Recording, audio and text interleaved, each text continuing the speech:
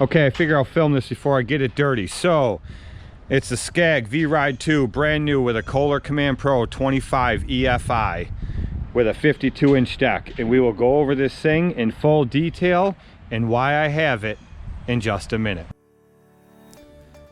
So everybody was looking for a review on this video and what I think about it and whether I would buy this machine again. So I'll tell you right off the bat. If you've been following along the whole time, then you already know the answers to all this stuff, but this is a total review video, so here we go. I've had this machine only for about 2.5 months, but I have 200 hours on this machine. It's all been done by myself or my son. As you guys know, as Billy in my videos, we've both put a ton of hours on this machine in a short time. As far as I'm concerned, 200 hours in just over 2 months is quite a bit. So it's really been put through some good stuff as far as thick growth on some overgrown properties, some newer ones we took over that just hadn't been cut all season that were nice and gnarly and shitted up. And we've also been through the everyday normal mowing on this thing, and of course we've been through a heavy leaf bagging season with this thing. So I'll just kind of hop back and forth as it plays clips. I just took a bunch of clips from a ton of different videos and tried to put this together for you guys the best that I could, and to try to make it the best that I could make it. So all around, it's been a great machine. It does have the 52-inch Velocity Plus deck on it with a 25 horse Kohler EFI. That's what it is running. It has done everything I want it to do. It cuts through everything I want it to. Places where I cut through thick grass and it left some grass laying, I was able to raise it up 1 notch or sometimes just 2 notches and go over the second time, and it cleans up no problem. I have had an issue in the past with Scag Velocity decks being able to clean up a mess. Not at all with this machine. I don't know if it's because it's the first time I've ever run a Scag with the EFI on it or what the deal is, but it has definitely made a huge difference, and I've had no issues at all with this deck cleaning up a mess. So it has been great. Bagging, I ran into a couple flaws. It was getting a lot of blowout, but that was my issue. There's that fully adjustable baffle underneath the front of the deck that goes the whole length of the deck. I found the trick to that is put it all the way down on slowest setting and then move it up 1, bolt it in, you're good to go. That combined with the right set of blades has definitely reduced the blowout around the deck to almost nothing. Usually my preference for bagging, no matter whether it's a grass catcher, a powered bagging system, a non-powered bagging system, no matter what it is, my preference has usually been to run high lifts or high lift short tails. I have found with this Scag bagging system, the only way that I can bag with getting almost 0 blowout and still be able to bag at almost the full speed of the machine and still bag successfully without clogging is to run either a medium or a low lift blade or run a high tail with a short lift. Regular high lift blades, it kept bogging the engine a lot, even with it being an EFI. With Gator blades, I tried G5s and G6s. It was horrible with both of them. I kept getting a lot of blowout. I just didn't have the lift to create the vacuum in the deck. So it wasn't working. And with this, it's not like the Tiger Cat that I used to have. You guys have seen in many videos. That had a lot bigger turbine hanging off the side of the deck and a lot bigger tube going to the bagging system. So it has been great, a really, really good bagging system. But unfortunately, it's just not what I want on this machine. I definitely love being able to use this machine for bagging leaves in the fall. It has worked really, really well, and it's been really nice. It's been the first year I've ever had where I have had an actual powered official bagging system on a standard mower. You guys have known in the past I've used the grass catcher, the Accelerator 6.2 jumbo off the side with the tarp bags that I've made. Lots of videos on that stuff, but it's the first actual bagging system on a stander I've ever had. So I do like it for what it is, and I did like being able to go through the bagging system without going through the fall leaf cleanup season. I can't even speak. season with an actual bagger on a stander and not have to sit down all the time. So I do like that. I will, however, before next year, have a clamshell in the back of this. I will sell this bagging system off of here, and I will convert it over to a clamshell bagging system. I think that Scag designing this bagging system hanging off the side like this is completely ridiculous. I don't know what the reasoning was for that. Even Toro with their bagging system on the stander, which I believe is one of the only other ones that has their own actual bagging system on a stander, I believe is Toro.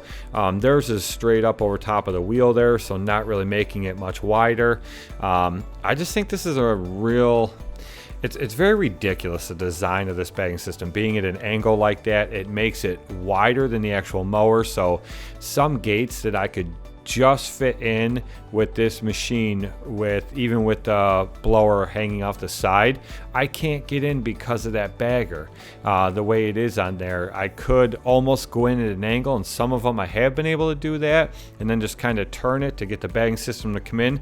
But other ones, just the way they're designed with where the gate is and where the house is or a building next to it, it just can't be done. So it has limited me from getting in, which has become a real pain in the ass. So this bagging system will definitely be going, and I will go with either Protero or Maxfill 2 Red Magic for my bagging system for this thing next year. So this right here, you see me mowing this hill. This is the infamous hill that's been in my videos for years. And I've used so many different things on this hill. And this year I decided, because this Scag was just handling hills like there's no tomorrow, not like the old V rides I've ridden where they couldn't handle hills for shit. This thing did a really good job. So I thought to take it on this, and here I am mowing it. And it was just game changer for me big time. This is a one lawn. I've always loved this lawn because the whole rest of it, the lower landing and the upper part, and the amount of money I make on it, and how it sits right on the main Niagara River, it's been great. But it's always been my setback was that hill, because I'd use push mowers on it or hydro walk behinds or whatever. But this Scag V Ride II has just changed things for me on that hill. Now I run the Toro Grandstand on it as well. But either way, this Scag V Ride II has definitely handled that hill, and has handled it well all summer, even with that hill wet. I had very little bit of sliding, but minimal, very minimal. So it did great. This clip right here was the first day I actually put the bagging system on this mower. I took it to the dealer and had them install this bagging system when it came in, just a couple weeks after I ordered the mower. And I took it home and took it right off. So this is the first day I actually put it back on so I could start the fall season, and this was really wet. It rained all night. There's black walnuts in this stuff. I mean, just all kinds of nasty crap. And it did this well right here. Very first lawn I ever used the bagging system on for this thing. So I was impressed right from the start. Definitely didn't have any issues. It worked out really well. I was very happy with it. So from here on out, it stayed on it for the entire fall season. If you guys watched my video the other day, I just took this bagging system back off of it for the year, and gave the machine a complete bath with that new product, Super Clean, and got it put away for the winter. I am done with my leaf cleanups for the year. I got a couple straggler properties here and there I might have to go touch up, which I'll just use the walker for. But I wanted to get the Scag cleaned up, bathed, and put away, and it is looking fantastic again. But overall, would I buy this machine again? Yes, I would, and I'm going to. I will be buying another one of these V Ride 2s. My only thing is I haven't decided yet if it's going to be another 52 or if I'm going to buy a 61. I really have a lot of need for a 61 right now. I've just taken on so many properties that are really big, and we handle it just fine with the 52s. It's not a problem, but I could definitely benefit from having a 61. The only thing keeping me from that is the 52 is just a universal mower for me. There's so many gates that I could just get a 52 in. There's no way I'd get a 61 in there. And it's just universal all around.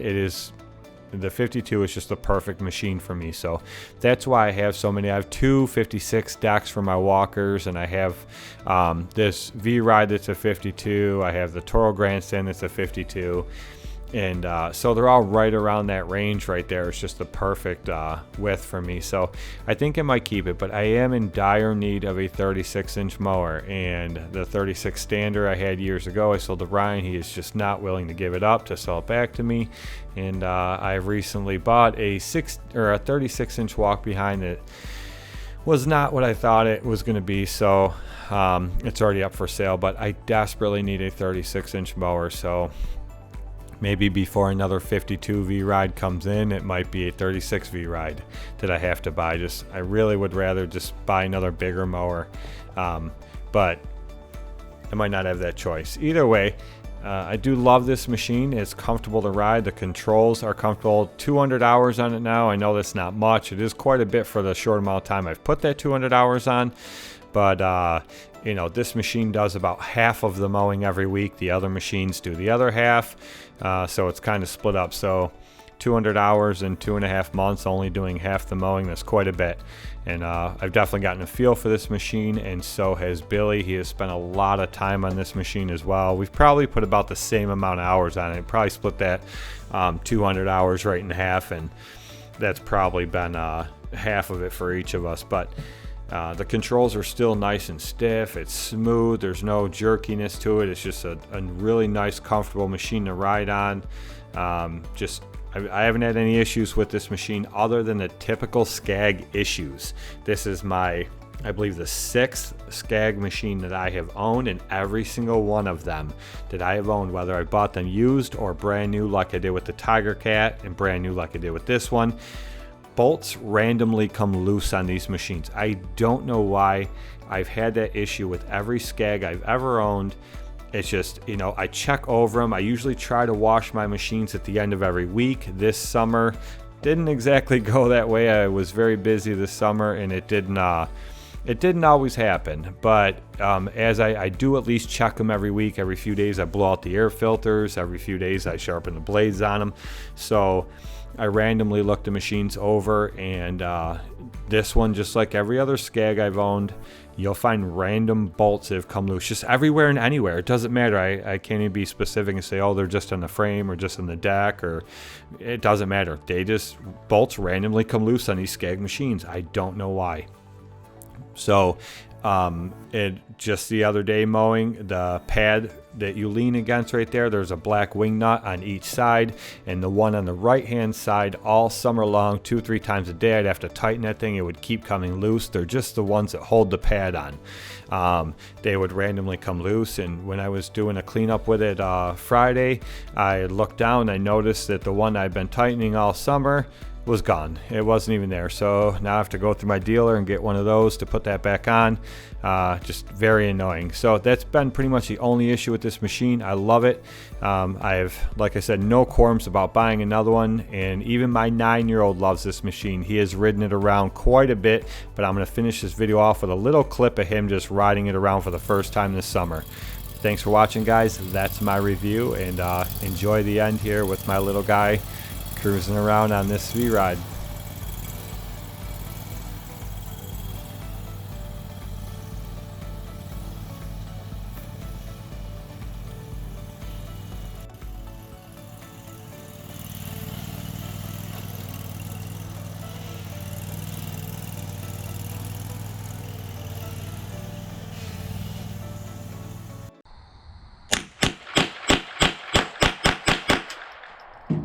Make sure you hit the subscribity bobbity button, leave a thumbs up, and comment if you want to. You don't have to, but if you want to, you can. We'll see you in the next one.